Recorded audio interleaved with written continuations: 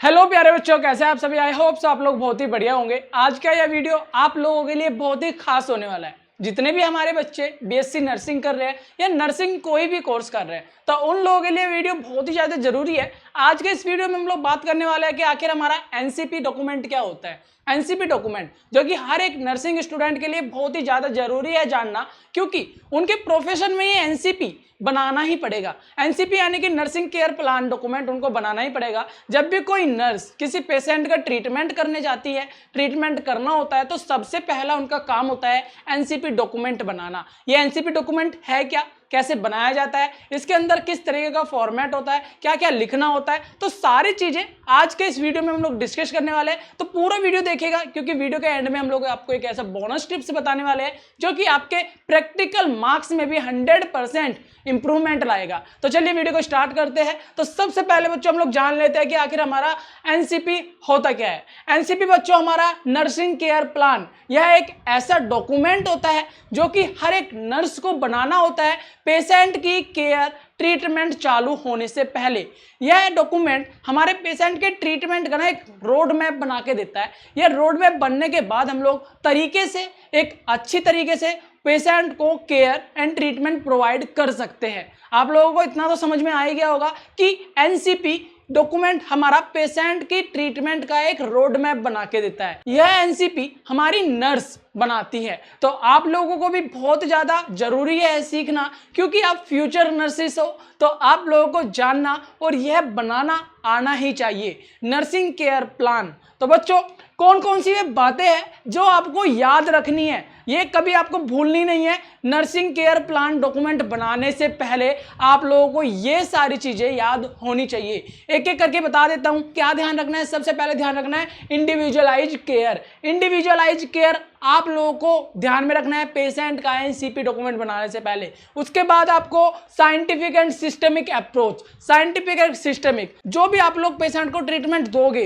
Care दोगे, तो वो सिस्टमिक होना चाहिए, वो साइंटिफिक होना चाहिए। ऐसे ही अपने मन से ट्रीटमेंट कर रहे हो, ऐसे ही अपने मन से कुछ भी पेशेंट की केयर कर रहे हो, किसी भी तरीके से पेशेंट की केयर कर रहे हो या ट्रीटमेंट कर रहे हो, तो ऐसा बिल्कुल भी नहीं चलेगा। पूरा साइंटिफिक होना चाहिए और सिस्टमिक होना चाहिए। तो ये बातें आपको ध्यान में रखनी है एनसीपी डॉक्यूमेंट बनाने से पहले। उसके बाद आपको गोल ओरिएंटेड नर्सिंग प्रैक्टिस आपको पता होनी चाहिए, ध्यान में रखना चाहिए कि आखिर जो हम ट्रीटमेंट दे रहे हैं, जो केयर कर रहे हैं, तो उसका जो रिजल्ट आएगा वो क्या होने वाला है और किस तरीके का हमारे पेशेंट पे इंपैक्ट पड़ेगा और किस तरीके का इफेक्ट पड़ेगा। तो ये सारी चीजें हमें पता होनी चाहिए। उसी के बाद हम लोग अपना एनसीपी डॉक्यूमेंट बनाएंगे। क्लियर है बच्चा? Very good. इसके अलावा आपके मन में कोई क्वेश्चन उठ रहा हो, कोई कॉन्सेप्ट आपके मन में चल रहा हो, जो आपको डाउट आपका क्लियर ना हुआ हो, तो आप कमेंट जरूर कीजिएगा। मैं आपका डाउट जरूर क्लियर करूंगा, आपका रिप्लाई जरूर करूंगा। चलिए अब मैं आपको बताता हूं कि नर्सिंग केयर प्लान में कौन कौन से कंपोनेंट्स होते हैं। यानी कि नर्सिंग केयर प्लान डॉक्यूमेंट जब हम बनाते हैं तो उस डॉक्यूमेंट्स में क्या क्या उसमें लिखना होता है, क्या क्या उसके अंदर डॉक्यूमेंट के अंदर फिल करना होता है। तो सबसे पहले बच्चों असाइनमेंट आपको बनाना होता है। यानी कि नर्स पेशेंट का डाटा कलेक्ट करती है, यानी पेशेंट के साथ बात करती है, पेशेंट की हिस्ट्री पूछती है, पेशेंट को क्या हुआ है, सारी चीजें पता करती है, एक असाइनमेंट बना लेती है। असाइनमेंट यानी कि पेशेंट का पूरा डाटा, पेशेंट का नाम क्या है, पेशेंट की एज क्या है, पेशेंट को हुआ क्या है, ठीक है, तो सारी चीजें एक असाइनमेंट की तरह तैयार कर लेती है। तो फर्स्ट कंपोनेंट हमारा असाइनमेंट। क्लियर है इतना बच्चा? Very good. हम नर्सिंग डायग्नोसिस लिखेंगे। नर्सिंग डायग्नोसिस क्या होता है? नर्सिंग डायग्नोसिस यानी कि एक डॉक्टर के डायग्नोसिस से अलग होता है। नर्सिंग डायग्नोसिस मैं आपको बता ही चुका हूं, ये डॉक्टर के डायग्नोसिस से बिल्कुल अलग होता है। डॉक्टर क्या करते हैं? डिसीज को डायग्नोस करता है। डिसीज को डायग्नोस हमारे laboratory test, blood test, urine test, जितने भी हमारे बॉडी के लेबोरेटरी टेस्ट होते हैं, उनके जो रिजल्ट आते हैं उससे डिसाइड करता है कि पेशेंट को क्या डिसीज है। नर्सिंग डायग्नोसिस क्या होती है? जो हमारी नर्सिस होती है पेशेंट से बात करके उसका इमोशनली, उसका सोशली, उसका फिजिकली हर चीज एनालाइज करती है, विजुअलाइज करती है, उसके बाद डिसीजन लेती है कि आखिर हमारे पेशेंट को हुआ क्या है और इसको किस तरीके की हमें सपोर्ट देनी है, किस तरीके की केयर करनी है। तो ये हमारा नर्सिंग डायग्नोस होता है। आई होप सो आप लोगों को बहुत अच्छी तरीके से समझ में आ रहा है, ठीक है। इसके बाद मैं आपको बता दूं बच्चों, थर्ड पॉइंट यानी कि थर्ड कंपोनेंट हमारा क्या होता है? गोल। गोल हमें लिखना होता है, यानी कि जो हम उनको ट्रीटमेंट देंगे, पेशेंट को जो ट्रीटमेंट देंगे, जो केयर देंगे, तो उसका रिजल्ट क्या आएगा। उसके बाद थर्ड कंपोनेंट है हमारा गोल। यानी कि आउटकम क्या होगा, जो भी पेशेंट को हम लोग ट्रीटमेंट दे रहे हैं नर्स शॉर्ट टर्म और लॉन्ग टर्म गोल सेट करती है। शॉर्ट टर्म में यानी कि शॉर्ट टर्म में हमें क्या रिजल्ट मिलने वाला है और लॉन्ग टर्म में हमें क्या रिजल्ट मिलने वाला है, उस तरीके से डिसाइड होता है कि पेशेंट को किस तरीके का ट्रीटमेंट देना ज़्यादा सही रहेगा, कौन से ट्रीटमेंट से हमारा पेशेंट जल्दी ठीक होगा और अच्छा फील करेगा। समझ में आ रहा है। उसके बाद फोर्थ कंपोनेंट बच्चों हमारा होगा इंटरवेंटेशन। इंटरवेंटेशन क्या होता है, ये वो नर्सिंग एक्शन होता है, यानी कि ये नर्सिंग वह एक्शन करती है जो पेशेंट की प्रॉब्लम को सोल्व करने के लिए बहुत ही ज्यादा उपयोगी होता है और बहुत ज्यादा यूज किया जाता है। ठीक है, इंटरवेंटेशन आपको समझ में आ चुका है, यानी कि नर्सिंग का वो है एक्शन जो पेशेंट की प्रॉब्लम को ठीक करता है। अभी मैंने आपको बताया था कि यहाँ पे हम लोग एक पेशेंट का यहाँ पे डायग्नोसिस का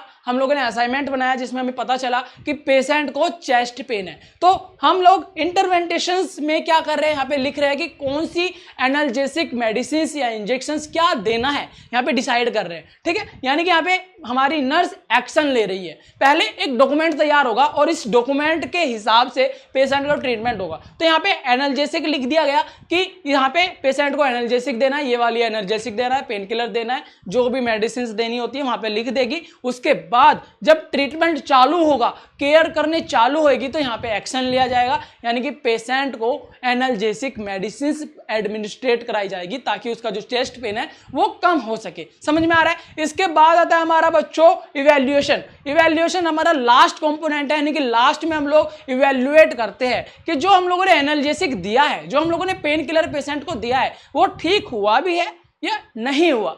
तो ये इवैल्यूएट कर रहे हैं। इवैल्यूएट का मतलब होता है हमारा मूल्यांकन। मूल्यांकन का मतलब नापना, तोलना, देखना रिजल्ट क्या आया। आप लोगों को समझ में आया? Very good. अगर आप लोगों का ये कंपोनेंट्स में कोई भी डाउट रह गया हो, कुछ भी समझ में नहीं आया हो, तो कमेंट जरूर कीजिएगा। मैं आपका डाउट और कॉन्सेप्ट जरूर क्लियर करूंगा और आपका रिप्लाई जरूर करूंगा। चलिए अब मैं आपको एक रियल एग्जांपल से समझाने की कोशिश करता हूं किस तरीके से हमारा एक रोड मैप तैयार होता है और उस रोड मैप से हम लोग अपने पेशेंट का ट्रीटमेंट चालू करते हैं। तो बच्चों अब मैं आपको एक असाइनमेंट बना के देता हूं, यानी कि एक डमी हम लोग मान लेते हैं कुछ भी कि एक पेशेंट है हमारे पास, उसका हम लोग असाइनमेंट बना रहे हैं। सबसे पहले हम लोगों ने पेशेंट का नाम वगैरह, एज वगैरह सब कुछ पूछा और पेशेंट को हुआ क्या है यह जानकारी ली। ठीक है, तो पेशेंट को हमारा क्या है, पेन हो रहा है।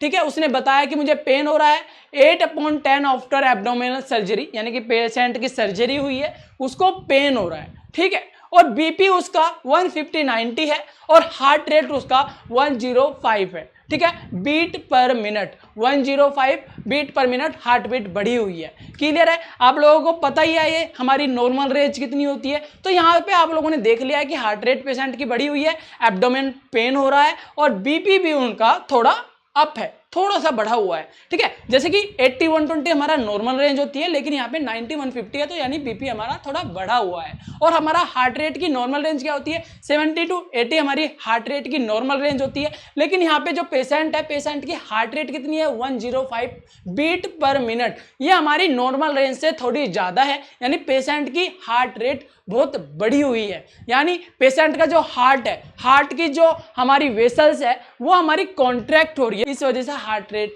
थोड़ा बढ़ा हुआ है। इसके बाद नर्सिंग डायग्नोस होगा। नर्सिंग डायग्नोस हमारे डॉक्टर डायग्नोस से बिल्कुल अलग होता है, जैसे मैं बता चुका हूं। नर्सिंग हमारे क्या एनालाइज करती है, उसकी मेंटली हेल्थ एनालाइज करती है, उसकी सोशल हेल्थ एनालाइज करती है, उसकी फिजिकल हेल्थ एनालाइज करती है। हर चीज एनालाइज करने के बाद वह डिसाइड करती है कि आखिर पेशेंट को हुआ क्या है और किस तरीके का इसको ट्रीटमेंट देना चाहिए, किस तरीके का सपोर्ट देना चाहिए। ठीक है, उसके बाद गोल्ड में हम लोग यहाँ पे देखते हैं कि आखिर आउटकम क्या निकलेगा। अगर मैं इसको ये वाली मेडिसिन देती हूँ या ये सपोर्ट देती हूँ तो मुझे आउटकम क्या मिलेगा, पेशेंट रिलीफ फील करेगा, पेशेंट को अच्छा लगेगा या नहीं लगेगा, ये हमारा आउटकम होता है। ठीक है, इंटरवेंटेशन का मतलब होता है कि अब एक्शन क्या ले रही है नर्स हमारी, क्या एडमिनिस्ट्रेट कराने वाली है या कौन सा सपोर्ट देने वाली है, कौन सा ट्रीटमेंट करने वाली है, तो यहाँ पे एक्शन लिया जाता है। ठीक है, तो यहाँ पे मेडिसिन यानी पेन किलर एक प्रिस्क्राइब की जाती है, monitor pain using numerical scale, educate patient, यानी कि पेशेंट को एजुकेट करते हैं, उनको बताते हैं कि आखिर तुम्हें हुआ क्या है और तुम बहुत जल्द ठीक हो जाओगे।